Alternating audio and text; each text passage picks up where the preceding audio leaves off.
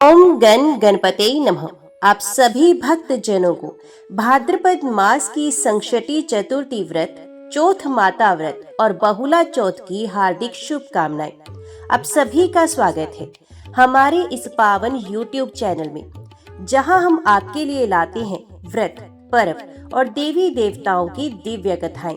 आज का दिन है भाद्रपद मास की कृष्ण पक्ष की संक्षटी चतुर्थी, जिसे चौथ का व्रत भी कहा जाता है।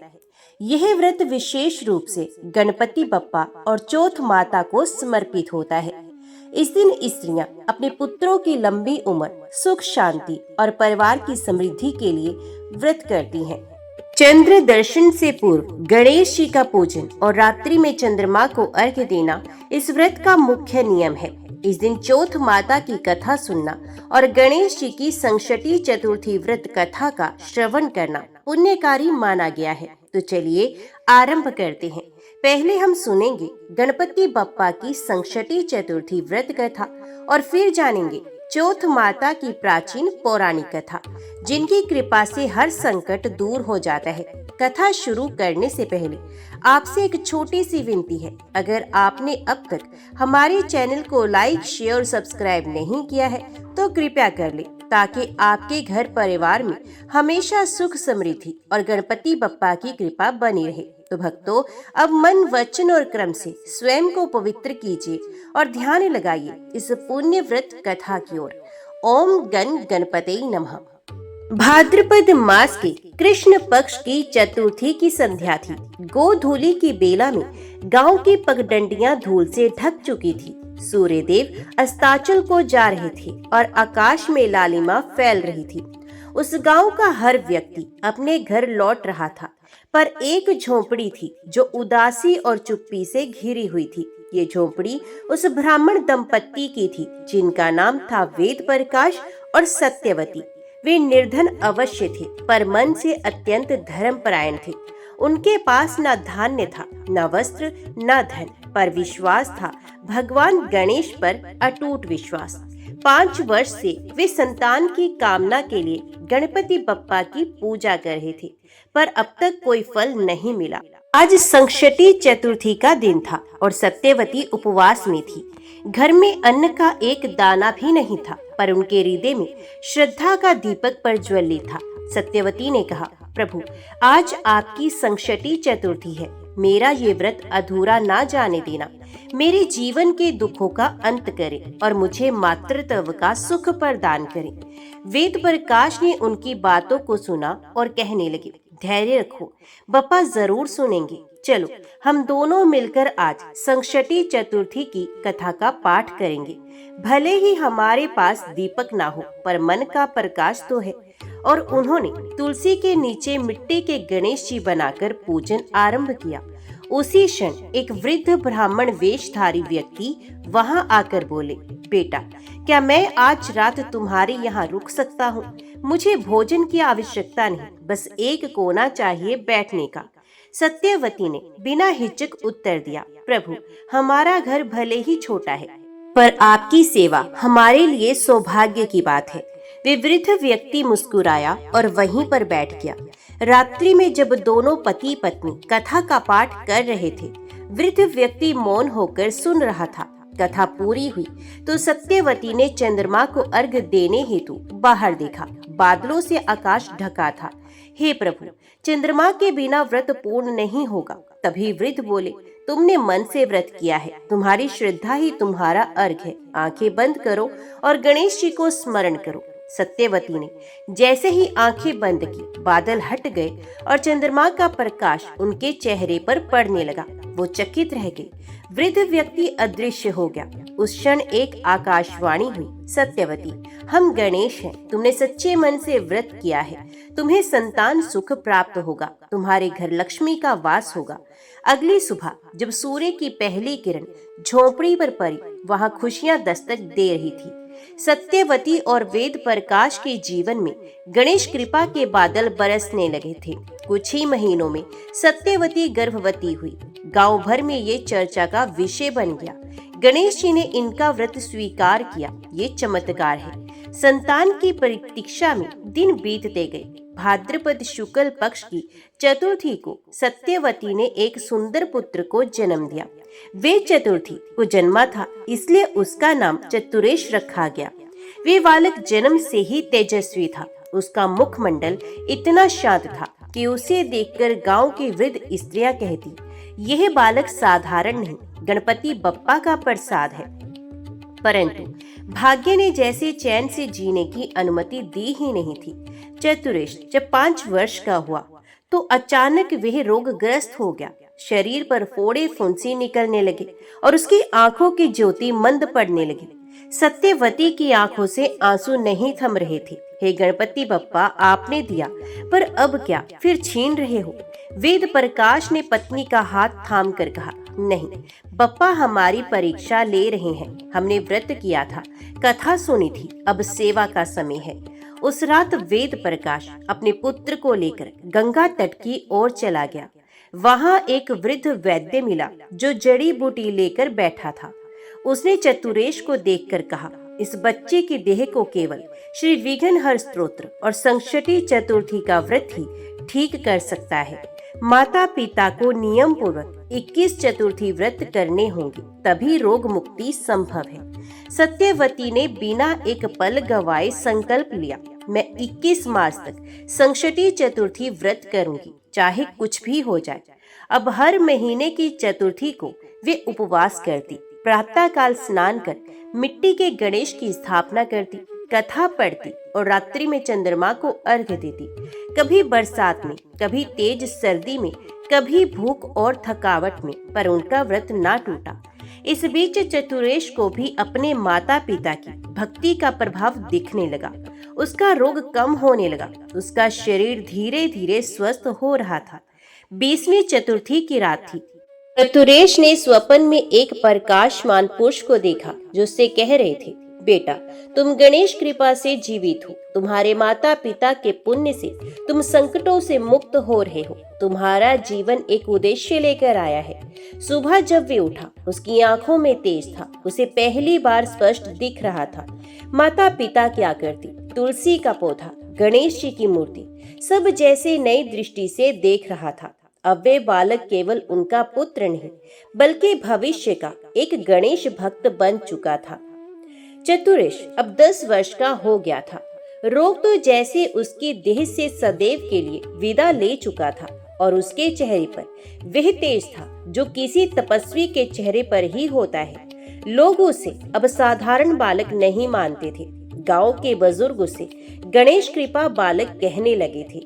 गांव में एक सुख शांति का माहौल था। सत्यवती हर महीने संकष्टी चतुर्थी का व्रत रखती थी और गांव की स्त्रियां भी अब उनके साथ व्रत करने लगी। ऐसा लगता था जैसे पूरा गांव ही गणपति आराधना में डूबा हो। परंतु एक दिन गांव के पूर्व दिशा से एक भयावह खबर आई। समीप के जंगल से निकलने वाला नदी का जल स्तर अचानक बढ़ गया था। वे नदी जो वर्षों से शांत बहती थी, अब उग्र रूप ले चुकी थी। गांव के पंडितों ने गणना की और कहा, ये जल प्रलय संकेत है, कोई बड़ा संकट आने वाला है। ये कोई सामान्य नदी नहीं, ये क्रोधिनी गंगा है जो तभी उग्र होती है जब कोई अशुभता गांव पर मंडराती है। गांव में डर का माहौल बन गया। लोग डरने लगे कि उनका घर बार बह जाएगा। सत्यवती और वेद प्रकाश चिंतित हो गए, पर चतुरेश ने शांति से कहा, माता पिता, आप चिंता ना करें। गणपति बप्पा ने मुझसे कहा है संकट आएगा, पर भक्त डरे नहीं, प्रार्थना करें। अगले दिन संकष्टी चतुर्थी थी। चतुरेश ने गांव के चौक में एक विशाल गणपति की मिट्टी मूर्ति स्वयं बनाई और गांव के सभी लोगों को संकष्टी व्रत में सम्मिलित होने का आह्वान किया। पूरे गांव में ढोल नगाड़ों और मंत्रों की गूंज थी। सभी लोग उपवास पर थे और दिन भर कथा, पूजा और भजन का आयोजन हुआ। रात्रि को जैसे ही चंद्रमा प्रकट हुआ, चतुरेश ने अर्घ्य देकर विनती की, हे विघ्नहर्ता गणपति, ये गांव आपका है, हम सब आपके शरणागत हैं, हमारे इस संकट को हर लीजिए। और उसी क्षण नदी का जल जो गांव की ओर बढ़ रहा था, एकाएक रुक गया। बादलों से गड़गड़ाहट हुई और ऐसा लगा जैसे आकाश से कोई अदृश्य शक्ति पानी की दिशा मोड़ रही हो। गांव के लोगों ने देखा कि पानी दूसरी ओर बह गया। पूरा गांव बच गया। सुबह होते ही गांव के प्रत्येक द्वार पर हल्दी कुमकुम और दुर्वा के साथ गणेश जी का स्मरण किया गया। हर ओर नारे गूंज रहे थे, गणपति बप्पा मोरया, संकट से छुड़ाया। उस दिन के बाद से संकष्टी चतुर्थी उस गांव का महोत्सव बन गया।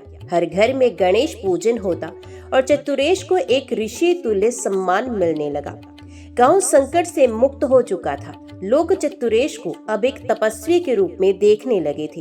केवल 10 वर्ष की आयु में उसमें वे संयम, शांति और विश्वास था जो वर्षों की साधना से प्राप्त होता है। परंतु चतुरेश के हृदय में एक और जिज्ञासा जाग चुकी थी। मैंने भगवान गणेश की कृपा से चमत्कार देखे हैं, लेकिन क्या मैं स्वयं उन्हें देख सकता हूँ?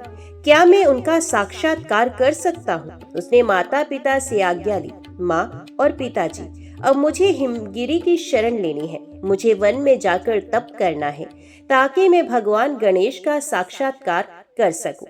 वेद प्रकाश और सत्यवती ने पहले तो उसे समझाने का प्रयास किया, पर जब उन्होंने देखा कि ये जिज्ञासा कोई सामान्य बाल बुद्धि की नहीं, एक दिव्य पुकार है, तब उन्होंने आशीर्वाद देते हुए कहा, बेटा, तुम व्रत और तप की अग्नि से जन्मे हो। तुम्हारा मार्ग कठिन अवश्य होगा, परंतु बप्पा की कृपा से सफल भी होगा। और इस प्रकार चतुरेश ने ग्राम से उत्तर दिशा में स्थित अर्जुन वन को तप स्थली चुना। वहां एक शांत सरोवर था, जहां सिर्फ पक्षियों की चहचहाट और जलधारा की कलकल सुनाई देती थी। उसने वहीं एक छोटी सी कुटिया बनाई। प्रतिदिन वे प्रातः काल उठकर सरोवर में स्नान करता, मृत्तिका से गणेश प्रतिमा बनाता और गणेश गायत्री मंत्र का जाप करता। दिन बीतते गए, फिर सप्ताह, फिर मास। 21 संकष्टी चतुर्थियां उसने वन में रहकर व्रत और पूजन से पूरी की। न बारिश रोकी, न सर्दी, न भूख। उसका शरीर दुर्बल होता गया, पर उसकी भक्ति प्रबल होती गई। एक दिन अमावस्या की रात थी। आकाश में कोई तारा नहीं था। जंगल के प्राणी भी शांत हो गए थे। चतुरेश ध्यान में लीन था। अचानक एक दिव्य प्रकाश उसकी कुटिया में उतरा। वे उठकर खड़ा हुआ। सामने एक दिव्य मूर्ति प्रकट हुई। 4 भुजाएं, हाथों में अंकुश, पाश, मोदक और वर मुद्रा, मस्तक पर मुकुट और चेहरे पर अपार करुणा। गणपति बप्पा स्वयं प्रकट हुए। चतुरेश की आंखों से अश्रुधारा बह चली थी। प्रभु, क्या ये स्वप्न है? गणेश जी मुस्कुराए और कहने लगे, बेटा, ये तुम्हारी तपस्या का फल है। तुम केवल भक्त नहीं, मेरे संकल्प से जन्मे हो। तुम्हारा जीवन इस युग में भक्ति का संदेश देने के लिए हुआ है। प्रभु, मैं क्या कर सकता हूँ? चतुरेश ने पूछा। गणेश जी ने कहा, तुम्हारा कर्तव्य है संसार को संकष्टी चतुर्थी का महत्व बताना, लोगों को बताना कि व्रत केवल रीति नहीं, शक्ति है, सच्ची आस्था है, संकट हरने का माध्यम है। इतना कहकर गणेश जी अंतर ध्यान हो गए। चतुरेश वहीं मूर्छित होकर गिर पड़ा। सुबह जब उसकी आंखें खुली, वे एक नवीन शक्ति से भर चुका था। अब वह केवल एक भक्त नहीं, एक संदेशवाहक बन चुका था। वन में गणपति बप्पा के साक्षात्कार के बाद चतुरेश वापस गांव नहीं लौटा। वह अब एक सन्यासी रूप में देश भर में भ्रमण करने लगा। हर गांव, हर नगर में जाकर वे एक ही बात कहता, संकष्टी चतुर्थी व्रत करो, संकट मिटाओ, भक्ति बढ़ाओ और गणेश कृपा को अपने जीवन में लाओ। लोग उसकी बातों में दिव्य भाव महसूस करते। उसका तेज, उसकी वाणी और उसकी सादगी सब कुछ आकर्षित करता था। वो स्वयं अन्न नहीं खाता, पर भूखे को खिलाता, दुखी को ढाढ़स देता। एक दिन वे एक बड़े नगर में पहुंचा। उस राज्य का नाम था विनायकपुर। वहां के राजा सत्यकेतु अत्यंत धार्मिक थे, पर पिछले कुछ समय से राजकाट में दुखों का पहाड़ टूट पड़ा था। राज्य में अकाल पड़ा, कुएं सूख गए, पशु मरने लगे और सबसे दुखद बात, राजा का इकलौता पुत्र युवराज धर्मकेतु गंभीर रोग से ग्रसित हो गया। राजवैद्य, तांत्रिक, ऋषि, कोई भी उसका रोग ठीक नहीं कर सका।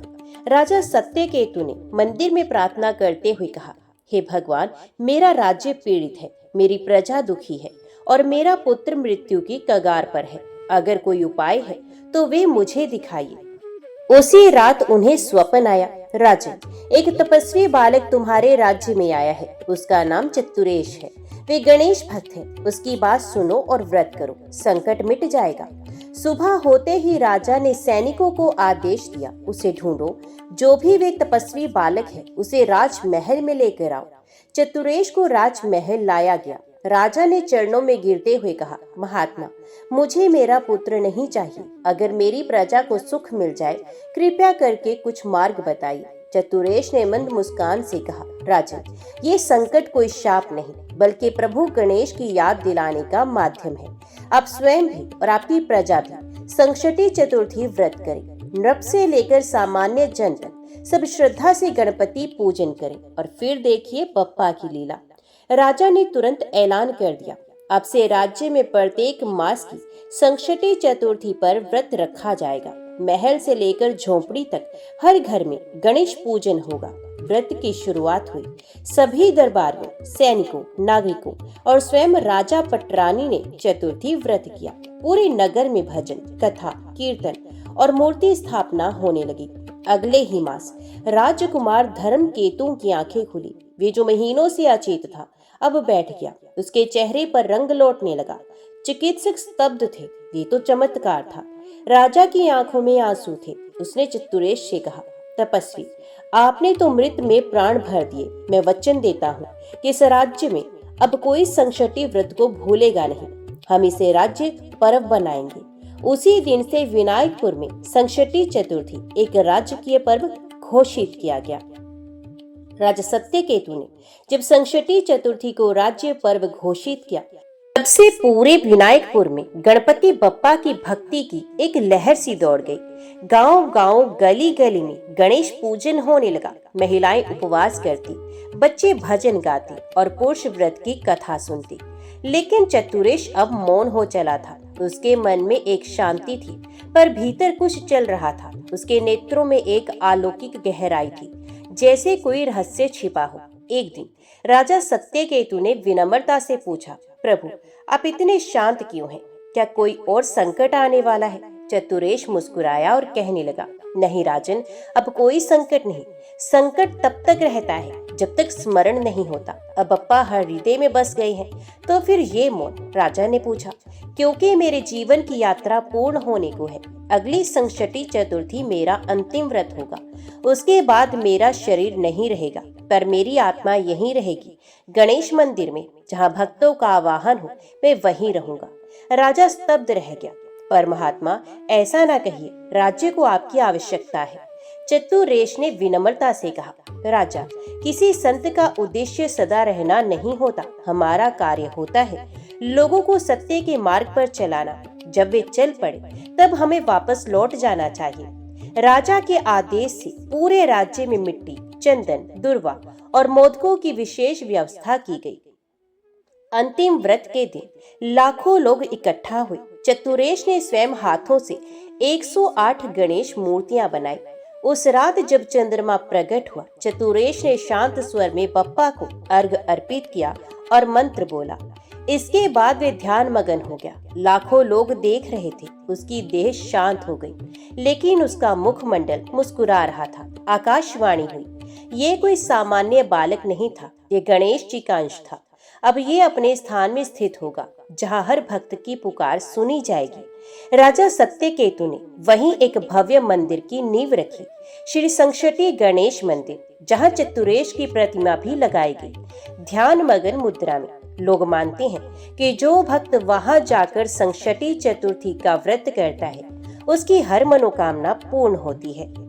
जब चतुरेश ने अपना अंतिम संकष्टी व्रत पूर्ण कर ब्रह्मलीन अवस्था को प्राप्त किया, तब पूरे राज्य में एक विलक्षण अनुभूति हुई। ऐसा लगा जैसे हवा में कोई दिव्यता घुल गई हो, जैसे दिशाएं भी मौन होकर श्रद्धा से झुक गई हो। राजा सत्यकेतु ने उसकी स्मृति में जो मंदिर बनवाया, वे केवल पत्थर और गुंबद का ढांचा नहीं था, वे श्रद्धा का केंद्र बन गया। हर महीने की संकष्टी चतुर्थी को वहाँ भक्तों की भीड़ उमड़ती। किसी की बेटी का विवाह अटका होता, किसी का रोग ठीक ना हो रहा होता, तो कोई परीक्षा, नौकरी, संतान के लिए प्रार्थना लेकर आता और चमत्कार होते। मंदिर में एक लिपि खुदवाई गई, जहाँ संकट हो वहाँ संकष्टी व्रत से ही समाधान है, और जहाँ संकष्टी वहाँ चतुरेश की कृपा सदा विद्यमान है। साल बीते, शताब्दियां बीत गई। राजा सत्यकेतु का वंश समाप्त हो गया। मंदिर ने कई आक्रमण झेले, पर हर बार जैसे कोई अदृश्य शक्ति उसे बचा लेती। पुजारियों की परंपरा चलती रही। हर एक पुजारी चित्तूरेश की कथा को अगली पीढ़ी तक सुनाता रहा और फिर देश भर में संकष्टी चतुर्थी का व्रत फैलने लगा। महाराष्ट्र, गुजरात, राजस्थान, उड़ीसा, तमिलनाडु, कर्नाटक, आंध्र प्रदेश, बंगाल, नेपाल, हर क्षेत्र में गणपति भक्तों ने संकष्टी चतुर्थी को अपनाया। लोग कहते, अगर हर मास केवल एक दिन भी व्रत कर लो, चतुर्थी को संकट खुद डर के भाग जाएगा। एक पौराणिक ग्रंथ में लिखा गया है कि जो व्यक्ति श्रद्धा से संकष्टी चतुर्थी व्रत करता है, वे जन्म जन्मांतर के दुखों से मुक्त हो जाता है। आज भी चित्तूरेश की स्मृति जीवित है, कभी कथा के रूप में, कभी एक संत के रूप में, तो कभी उन चमत्कारों में जो भक्त अनुभव करते हैं। कोई उन्हें चित्तूरेश महायोगी कहता है, तो कोई गणेश अवतार, तो कोई संकष्टी के संरक्षक। संकष्टी चतुर्थी कोई कर्म कांड नहीं, ये एक आत्मिक यात्रा है। जिस दिन हम संकट से भागना नहीं, बल्कि उसे प्रभु की कृपा से हराना सीख ले, वही दिन संकष्टी है। अतः श्री गणेश महायोगी की ये कथा यहीं समाप्त होती है। ओम गण गणपते नमः। भी सुनिए चौथ माता की दिव्य कथा। जहाँ आस्था हो वहाँ चमत्कार होना स्वाभाविक है, और जब आस्था चौथ माता में हो तो असंभव भी संभव हो जाता है। आज की ये कथा एक ऐसी स्त्री की है जिसके जीवन की अंधेरी रातें चौथ माता के व्रत ने उजाले में बदल दी। बहुत समय पहले की बात है। एक छोटा सा गांव था, बंजर जमीन, बेरोजगारी और सूखा इस गांव का नसीब था। उसी गांव में एक स्त्री रहती थी, सावित्री। गरीबी ने उसके घर की रसोई सूनी कर दी थी। उसका पति बीमार रहता और 2 छोटे बच्चे हर रोज भूखे सोते। फिर भी सावित्री हर संकट में एक आस लगाए बैठी रहती, माँ चौथ सब ठीक कर देंगी। एक दिन गांव की बूढ़ी दादी ने उसे चौथ माता का व्रत रखने की सलाह दी। उन्होंने कहा, हे बेटी, संतान की रक्षा करनी है तो चौथ माता का व्रत रख, निर्जल रह, माता की कथा को सुन और चंद्र दर्शन के बाद व्रत को खोल, माता सब संकट हर लेंगी। सावित्री ने उसी दिन से व्रत शुरू कर दिया। पहली बार जब सावित्री ने व्रत रखा, पूरा दिन भूखी रही। संध्या को जब चंद्रमा निकलने वाला था, उसके दोनों बच्चों को तेज बुखार हो गया। पति बोला, तो पूजा छोड़, बच्चों को अस्पताल ले चल। पर सावित्री बोली, मैं माता पर विश्वास रखती हूँ, चंद्र दर्शन तक न अन्न लूंगी न जल, मेरी भक्ति से सब कुछ ठीक हो जाएगा। उसने माँ को दुर्वा, मोदक और जल अर्पण किया और प्रार्थना की। जैसे ही सावित्री ने चंद्रमा को अर्घ दिया, उसका बेटा धीरे धीरे करवट लेने लगा। बुखार उतर चुका था। पति हक्का बक्का रहा। बच्चों की आंखें चमक उठी। सावित्री ने सिर झुकाकर कहा, चौथ माता, तू तो साक्षात चमत्कारी है। इस घटना के बाद पूरा गांव सावित्री की आस्था का कायल हो गया। हर घर में चौथ माता की पूजा शुरू हो गई। गांव में बरसों से पड़ा सूखा टूट गया। खेतों में फसलें लहलहाई। लोगों के चेहरों पर मुस्कान लौटी। लोग कहने लगे, चौथ माता की कृपा से ही गांव का भाग्य बदल गया है। सावित्री ने अपनी बच्चे से गांव के बीचों बीच एक छोटा सा चौथ माता मंदिर बनवाया। हर चतुर्थी वहां महिलाएं पूजा करने आती, मोदक, फल, दुर्वा चढ़ाकर चौथ माता से अपने परिवार की रक्षा का वर मांगती। एक साधारण स्त्री की असाधारण श्रद्धा ने जो किया, वो किसी शास्त्र, तप या बल से भी संभव नहीं था, क्योंकि जब भक्ति सच्ची होती है तो चौथ माता स्वयं संकट हरने आती हैं, और यही है चौथ माता की महिमा। जब शक्ति के स्थान पर अहंकार बैठता है तो विनाश निश्चित होता है, पर यदि समय रहते भक्ति का दीपक जल जाए तो चौथ माता स्वयं रास्ता दिखा देती हैं। ये कथा है एक ऐसे राजा की जिसका अभिमान तोड़ा चौथ माता ने और जीवन को बदल दिया। बहुत समय पहले की बात है। मालवन नामक समृद्ध राज्य पर राजा चंद्रकेतु राज्य करता था। धन, सेना, दरबारियों की कोई कमी नहीं, परंतु एक भारी कमी थी भक्ति और विनम्रता की। राजा ने कभी किसी देवी देवता की पूजा नहीं की थी। वे कहता था, जो मेरी शक्ति है वही मेरा ईश्वर है। राजा की रानी सुरम्या अत्यंत धार्मिक थी। वे हर चतुर्थी को चौथ माता का व्रत रखती, विधिवत पूजा करती और अपने पुत्र के लिए आशीर्वाद मांगती। राजा को ये सब व्यर्थ लगता। वे रानी को कई बार रोकता और कहता, इन देवी देवताओं ने क्या दिया है तुझे? सब कुछ मेरा दिया हुआ है। पर रानी विनम्रता से कहती, स्वामी, राजा की सत्ता कुछ वर्षों की होती है, पर माता की कृपा जन्मों जन्मों तक चलती है। एक बार रानी ने व्रत रखा और चौथ माता की कथा सुन रही थी। तभी राजा ने क्रोधित होकर पूजा का सारा सामान फेंक दिया और कहने लगा, आज से इस राज्य में चौथ माता की पूजा पर पाबंदी है। जो करेगा उसे कारावास मिलेगा। राज्य में भय व्याप्त हो गया। मंदिरों के पट बंद, कथा पाठ बंद, महिलाओं के व्रत टूटने लगे। पर रानी चुप ना बैठी। रानी ने महल के एक गुप्त कक्ष में निर्जल व्रत शुरू कर दिया। दिन भर माता का ध्यान, रात को कथा पाठ। उसने चौथ माता से विनती की, हे माता, यदि मेरी भक्ति सच्ची है तो इस अंधकार में प्रकाश फैलाइए। उसी रात अचानक पूरे राज्य में अजीब घटनाएं घटने लगी। राज्य के सभी कुएं सूख गए, अनाज भंडार में कीड़े लगे, पशुधन बीमार पड़ने लगा और अंत में राजा चंद्रकेतु का इकलौता पुत्र गंभीर बीमार हो गया। राज्य, वैद्य, तांत्रिक, ऋषि सब असफल। राजा व्याकुल। पहली बार उसके घमंड की दीवारें दरकने लगी। रानी ने कहा, ये सब चौथ माता का प्रकोप है। आपने माता की निंदा की, पूजा रोकी, ये समय है क्षमा मांगने का। राजा को अपनी भूल का एहसास हुआ। वे रानी के साथ माता की मूर्ति के सामने नतमस्तक हुआ और कहने लगा, हे देवी, मेरे अज्ञान को क्षमा करे, मुझे शरण दे। राजा ने चौथ माता का व्रत रखा। चतुर्थी की रात राजा ने चंद्रमा को अर्घ्य दिया, रानी के साथ कथा सुनी। जैसे ही व्रत पूर्ण हुआ, उनका पुत्र आंखें खोलकर बैठ गया। राजा की आंखों में आंसू। अब वो अहंकारी नहीं, एक भक्त था। राजा ने पूरे राज्य में चौथ माता के मंदिर खुलवाए। हर गांव में व्रत पर्व होने लगे। स्वयं राजा हर महीने चतुर्थी को व्रत करता।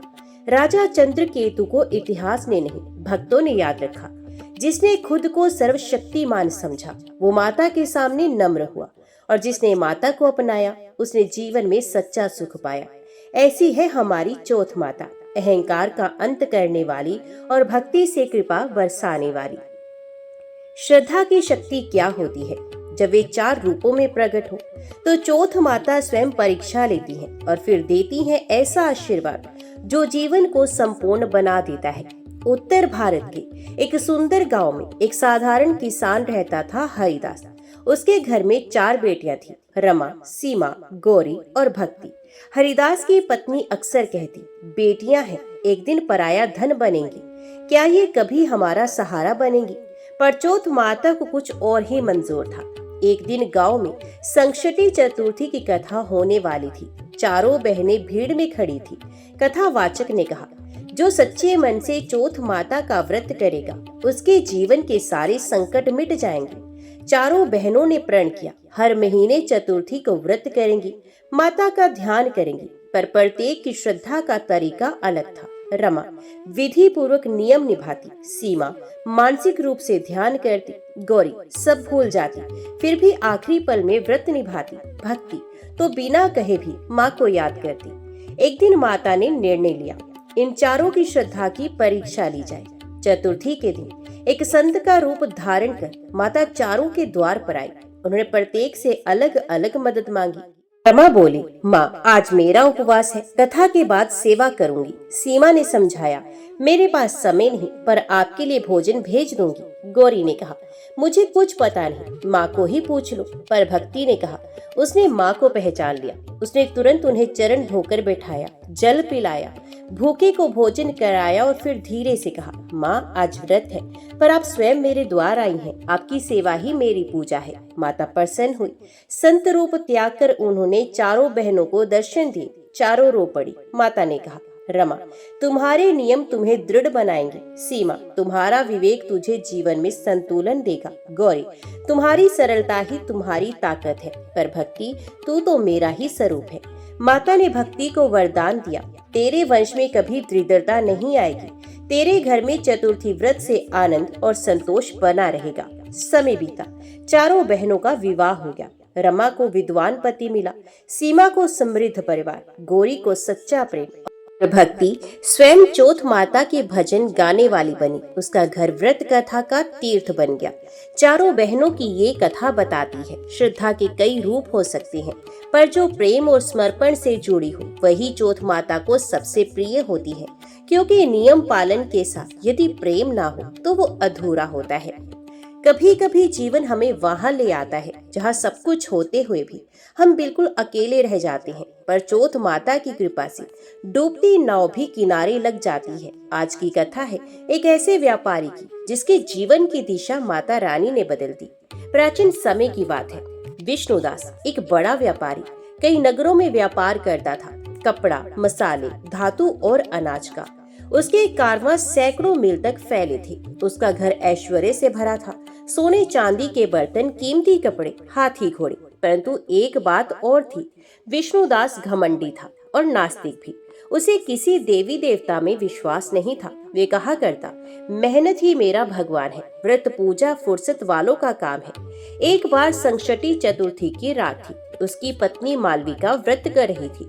चंद्रमा निकलती ही वे बाहर अर्घ देने जा रही थी। तभी विष्णुदास हंस पड़ा और कहने लगा, रात भर भूखी रही, चंद्रमा को पानी चढ़ाने से क्या होगा। मालविका शांत रही। उसने बस एक बात कही, जिस दिन तू संकट में पड़ेगा उस दिन तू माँ की महिमा खुद समझ जाएगा। और वो दिन जल्दी आया।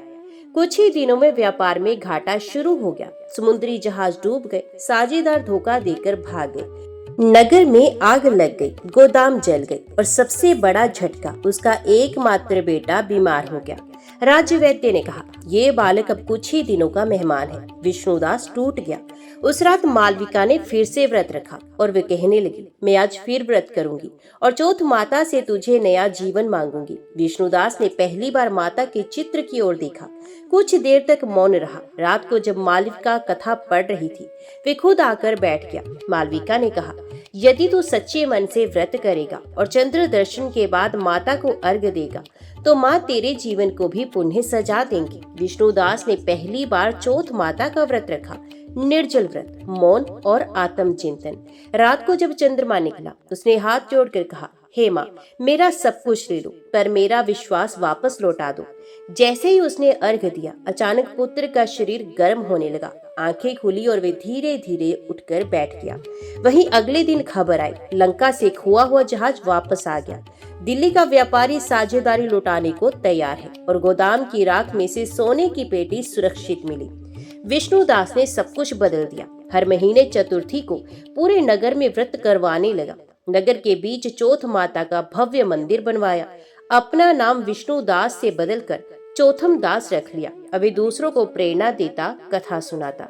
जिसने कभी माता का नाम नहीं लिया उसे माता ने अपनाया, क्योंकि चौथ माता दया की देवी है। वो बस एक सच्चे आवाहन की प्रतीक्षा करती हैं और जब वो आवाहन आता है तो संकटों से डूबा मनुष्य भी मोक्ष को पा लेता है। हर देवी की एक उत्पत्ति होती है, पर चौथ माता की उत्पत्ति चंद्रमा के शाप से जुड़ी है। आज की ये कथा न सिर्फ धार्मिक है बल्कि ब्रह्मांड के संतुलन की भी गाथा है। ये कथा बताती है कि क्यों चौथ माता को संकट हरने वाली देवी कहा जाता है। सतयुग की बात है। देवताओं के स्वर्ग में एक भव्य सभा आयोजित की गई। देवगुरु बृहस्पति, इंद्रदेव, वरुण, अग्नि, यम और अन्य सभी देवताओं के साथ चंद्रदेव भी वहां उपस्थित थे। अपनी मोहिनी मुस्कान, चमकती देह और सौंदर्य से सभी को मोहित करते हुए देवगणों ने प्रशंसा की, पर धीरे धीरे चंद्रमा को अपने सौंदर्य पर अभिमान हो गया। एक बार चंद्रदेव ने देवताओं की धर्म सभा में भगवान गणेश का अपमान कर दिया। गणेश जी, जो उस समय छोटे बाल रूप में सभा में आए थे, को चंद्रमा ने देखकर हंस दिया और कहा, कैसे विचित्र रूप के हो तुम, हाथी जैसा सर लेकर चलते हो। भगवान गणेश ने शांत स्वर में कहा, जो अपने सौंदर्य पर घमंड करता है उसका तेज एक दिन मिट जाता है। ये बात जब शिवजी तक पहुंची, उन्होंने क्रोधित होकर चंद्रदेव को शाप दे दिया, हे चंद्रमा, आज से तेरा प्रकाश क्षीण हो जाएगा, तो वह घटेगा और अंत में अदृश्य हो जाएगा और जो तुझे देखेगा वे भी दोष का भागी बनेगा। शिवजी के शाप के बाद चंद्रदेव का तेज क्षीण होने लगा, उसकी मुस्कान चली गई और शरीर मुरझा गया और पूर्णिमा से अमावस्या की ओर वे लुप्त होने लगे। समस्त लोकों में अंधकार छा गया।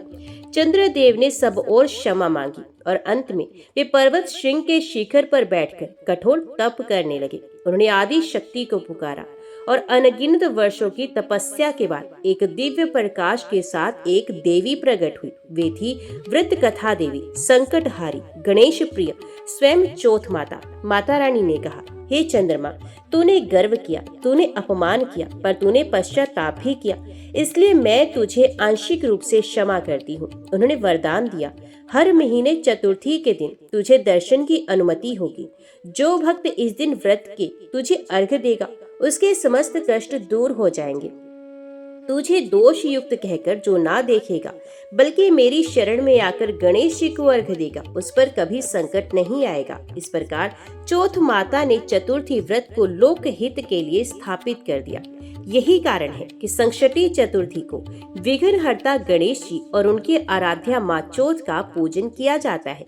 चंद्र दर्शन के बाद अर्घ्य दिया जाता है, माता की कथा सुनी जाती है, व्रत से हर संकट हर लिया जाता है।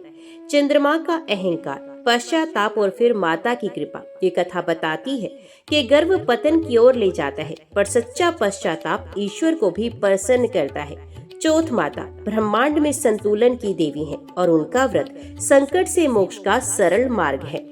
कुछ भक्त जन्म से संत नहीं होते, बल्कि जीवन के अनुभव उन्हें भक्ति की ओर ले जाते हैं। अब आगे की कथा एक ऐसे व्यक्ति की है जो कभी क्रोधी था, स्वार्थी था, पर चौथ माता की कृपा से वे बना वामन दास, एक संत जिनका नाम आज भी चौथ माता के मंदिरों में लिया जाता है। कथा है दक्षिण भारत के एक छोटे से गांव जगतपाल की। वही रहता था वामन, एक युवक जो अत्यंत बलिष्ठ था, पर स्वभाव से कठोर और क्रोधी था। माता पिता वृद्ध थे, पर वे उनकी सेवा नहीं करता। गांव वालों के साथ भी रूखा व्यवहार, किसी देवी देवता में विश्वास नहीं। वे कहता था, ईश्वर नहीं, श्रम ही सबसे बड़ा है। ये मूर्तियों की पूजा केवल डरपोकों का काम है। एक दिन उसके माता पिता तीर्थ यात्रा पर निकले, पर रास्ते में दुर्घटना हो गई। दोनों का निधन हो गया। वामन को कोई पश्चाताप न हुआ, न आंखों में आंसू थे। लेकिन एक बूढ़े संत ने तब कहा, जिसके जीवन में करुणा नहीं, उसका जीवन व्यर्थ है। समय आएगा जब तू भी टूटेगा।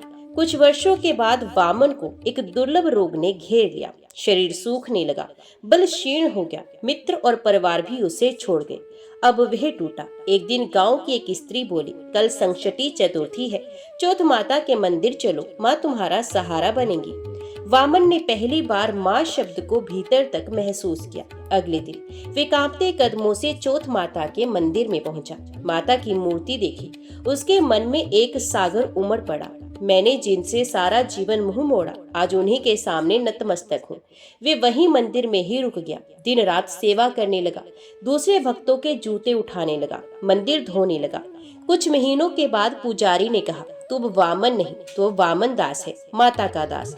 वामन दास ने ब्रह्मचर्य व्रत लिया। हर महीने चतुर्थी को संकष्टी व्रत करता, कथा सुनता। गांव के लोग कहते थे, उसके चेहरे पर अब चौथ माता का तेज दिखता है। वर्षों बीत गए। एक दिन वामन दास ने घोषणा की, अब मेरी देह माता को समर्पित है। अगली चतुर्थी को मैं उनके चरणों में समर्पित हो जाऊंगा। चतुर्थी के दिन उसने माता की आरती की, मंत्र पढ़े और ध्यान में बैठ गया। और वहीं उसी ध्यान अवस्था में वे शांत हो गया। उस मंदिर का नाम पड़ा वामन चरण चौथ मंदिर। हर साल वहां संत वामन दास जयंती मनाई जाती है और कहा जाता है, जो सच्चे मन से माता की सेवा करे, उसकी आत्मा को स्वयं माता मुक्त कर देती है। वामन दास की कथा हमें ये सिखाती है, भले ही जीवन में हम कितने ही दूर भटक जाएं, पर जब मन सच्चे हृदय से पुकारे तो चौथ माता हमें स्वीकार करती हैं। वे सिर्फ संकटहारी नहीं, बल्कि उद्धारकर्त्री भी हैं। वे जीवन को मोक्ष तक ले जाने वाली देवी हैं। व्रत केवल एक धार्मिक प्रक्रिया नहीं है, व्रत आत्म शुद्धि का मार्ग है। व्रत तपस्या है, व्रत है ईश्वर के प्रति समर्पण। चौथ माता का व्रत विशेष है क्योंकि ये स्वयं संकटहारी गणेश जी से जुड़ा है और ये व्रत माँ चौथ के आशीर्वाद का माध्यम बनता है। बहुत समय पहले की बात है, रतनपुर नामक गांव में सौम्या नाम की एक नारी रहती थी। वे अत्यंत सुंदर, विनम्र और धर्मपरायण स्त्री थी। उसका पति सोमसेन एक साधारण किसान था, परंतु दोनों का जीवन प्रेम, त्याग और श्रद्धा से भरा हुआ था। विवाह को कई वर्ष बीत चुके थे, परंतु सौम्या के कोई संतान नहीं थी। वे दिन रात भगवान गणेश की पूजा करती, विशेषकर चतुर्थी के दिन व्रत करती, परंतु संतान सुख से वंचित थी। एक रात सौम्या ने एक दिव्य स्वप्न देखा। स्वप्न में एक तेजस्विनी देवी प्रकट हुई, 4 भुजाएं, सिंहासन पर विराजमान, मुख पर करुणा की झलक, मस्तक पर चंद्र की ज्योति और हाथ में लड्डू, त्रिशूल व वरमुद्रा। देवी ने कहा, हे सौम्या, मैं चौथ माता हूँ। जो स्त्री मेरी श्रद्धा से पूजा करती है उसे संतान सुख अवश्य प्राप्त होता है। चतुर्थी के दिन बिना जल ग्रहण किए मेरा व्रत करो और कथा सुनो, तुम्हारे जीवन की तपस्या पूर्ण होगी। सुबह उठते ही सौम्या ने व्रत का संकल्प ले लिया।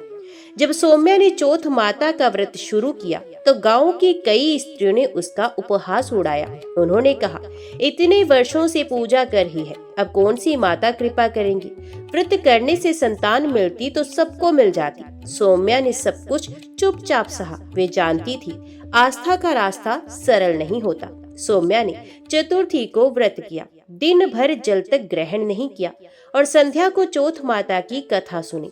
जैसे ही कथा समाप्त हुई, उसने आकाश की ओर देखकर विनम्रता से कहा, हे माता, आपने दर्शन दिए, अब कृपा कीजिए। उस रात्रि फिर वही देवी स्वप्न में आई और वरदान दिया, हे पुत्री, 9 माह पश्चात तू एक तेजस्वी पुत्र को जन्म देगी, परंतु ध्यान रहे, जन्म के चौथे दिन मेरा पूजन अवश्य करना। यदि भूल हुई तो संकट उपस्थित होगा। 9 माह के बाद सौम्या ने एक सुंदर बालक को जन्म दिया। परिवार में आनंद छा गया। पूरे गांव में उत्सव जैसा माहौल था। परंतु चौथे दिन सौम्या की सास ने कहा, आज बायना निकालती हैं, पर पूजा व्रत मत करना, बच्चे को नजर लग जाएगी।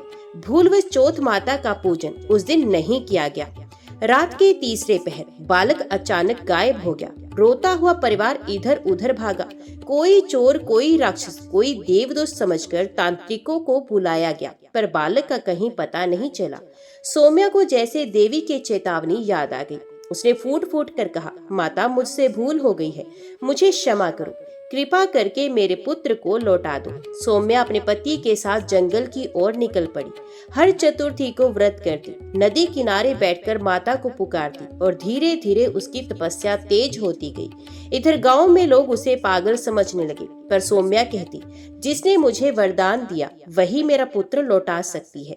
चतुर्थी की रात्रि थी। सौम्या ध्यानस्थ थी। चौथ माता साक्षात प्रकट हुई। उनके साथ कई गण और एक दिव्य बालक भी था। देवी ने कहा, सौम्या, तुम्हारी श्रद्धा ने मुझे बाध्य कर दिया। ये रहा तुम्हारा पुत्र, परंतु अब जीवन भर चतुर्थी को मेरा पूजन करते रहना और सब स्त्रियों को व्रत करने की प्रेरणा देना।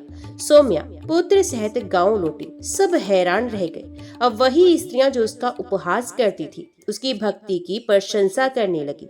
उसने गांव के मध्य चौथ माता का एक छोटा सा मंदिर बनवाया और वहां नित्य व्रत व कथा प्रारंभ की।